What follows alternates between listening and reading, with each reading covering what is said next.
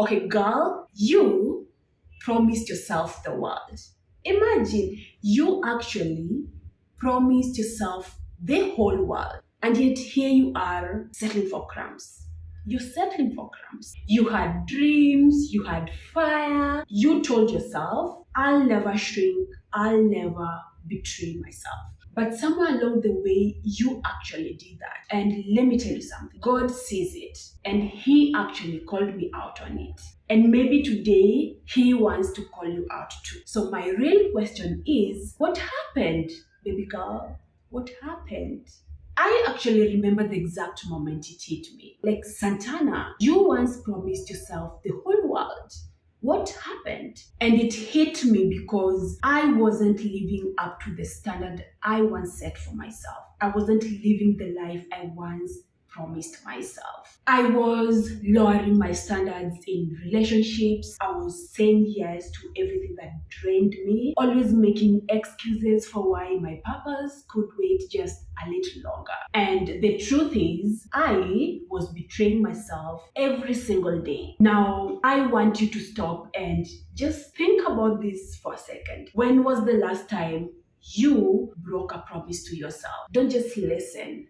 Actually, think about it. When was the last time you broke a promise to yourself? We've all done it before. You've said, I'll never text him again, but you ended up doing it anyway. That you'll wake up early in the morning and work on your dream, but ended up hitting that snooze button. Or, I'll stop letting people walk all over me. But when that situation presented itself, you stayed silent anyway. Every time you break a promise to yourself, you chip away at your own self-confidence. Every time, say it with me, every time I break a promise to myself, I chip away at my own self-confidence. You teach your brain that, you know what, I can't even trust myself. And this is why you feel stuck, doubt yourself, and don't even recognize the woman in the mirror anymore. Because how can you build something on a foundation that doesn't even trust itself? Ask yourself that. How can you build something on a foundation that doesn't even believe in itself? Listen, girl, God did not put you on this earth to play small.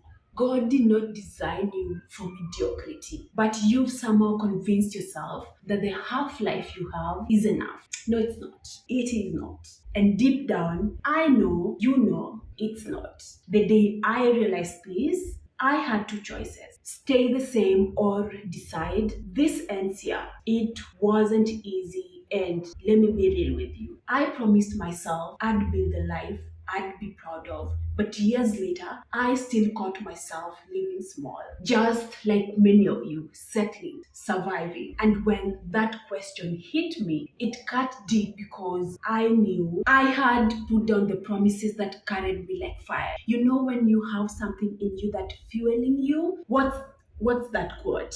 That we should do the thing that sets our souls on fire. And so I started again, slowly. I said no when I meant to. I chose prayer over panic. I journaled, even when I didn't want to face myself. It was necessary. And little by little, something shifted in me. Even me starting this YouTube channel is a promise I am keeping to myself. A goal that I've had for a very long time, but kept on hold because I was simply afraid. The moment you actually keep one promise to yourself, just one, you'll feel it. You'll rebuild trust with yourself. And once you start trusting your own word, no one can shake you. And let me tell you, rebuilding isn't glamorous. Don't let Instagram fool you. It's lonely. It's very quiet.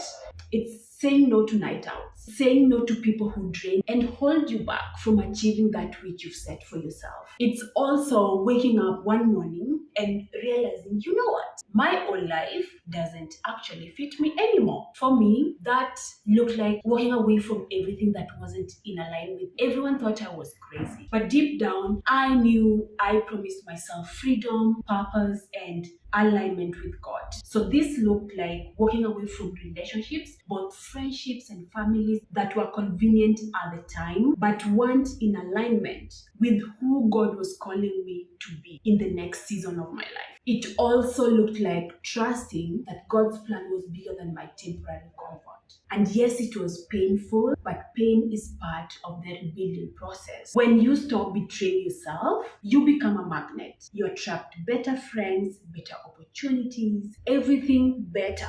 Not because you're lucky, but because you finally align with the woman you are meant to be. That's when God opens doors you never imagined. So here's my question. How much longer are you going to betray yourself? Settling for people that don't even deserve you, for jobs that drain the life out of you, and a life that doesn't even excite you. You once promised yourself the world, and I'm here to tell you that it's still yours.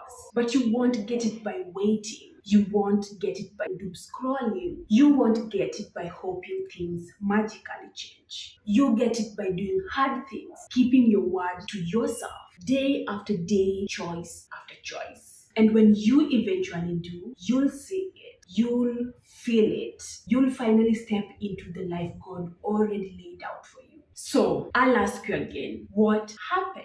And more importantly, what are you gonna do about it? If this hit you, I want you to comment down below. I'm keeping my promise to myself. Write down below. I'm keeping my promise to myself. And don't just listen. I want you to declare it. Because the moment you put it in writing, you make it real. Write the vision and make it plain. Share this video with anyone who might need this wake-up call, and remind them that God did not create them to shrink. He created them to shine. And for you, stop betraying yourself and start keeping promises you once made to that girl in the mirror. It's time. Time's up.